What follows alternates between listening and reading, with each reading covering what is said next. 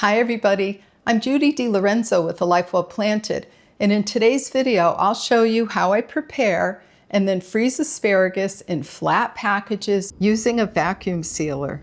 It's an easy 5-step process. Step 1. Prepare the asparagus. Start by washing it and then cut off the tough ends. I like to cut the asparagus in half because I vacuum seal in narrow bags. If you use full width bags, you probably won't have to cut them. I save the tough ends in a Ziploc baggie in the freezer, and then once asparagus season is over, I make asparagus end broth. I'll shoot a video soon on how that's done. Step 2. Blanch the asparagus in boiling water for 3 minutes. The rule of thumb actually is to blanch between 2 to 4 minutes, depending on how thick the spears are. But I find that 3 minutes works just fine for me. Step 3. Remove the asparagus from the boiling water and place into an ice bath to stop the cooking process. This basket comes in handy for putting the asparagus in and out of the boiling water, but if you don't have one, you can just strain the asparagus using a colander and then put the spears directly into the ice bath. Step 4. Dry thoroughly between towels. Here I'm using a bath towel, but you can also use kitchen towels. Step 5. Vacuum seal.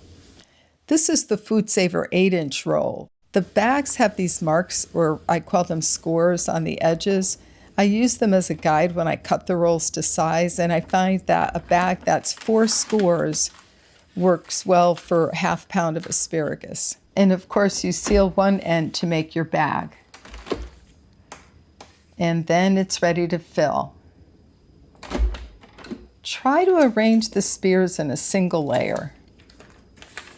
This will help them freeze faster, and it'll make it easier to stack and arrange in the freezer. Place the edge of the bag in the vacuum sealer, clamp it shut. If your machine has a moist dry button, set it to moist. If not, don't worry about it. Hit vacuum seal, and when you see moisture being drawn out of the bag, which it will be, immediately press the seal button.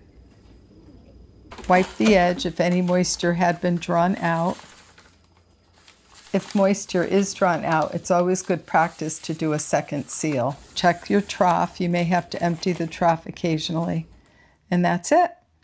When you first put them in the freezer, lay them flat to flash freeze, and afterwards they can be stacked vertically or in a pile.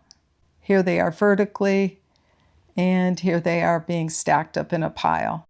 Per usual, don't forget to label with the date. And if you weigh your asparagus like I do, then write down the weight. Thanks so much for watching.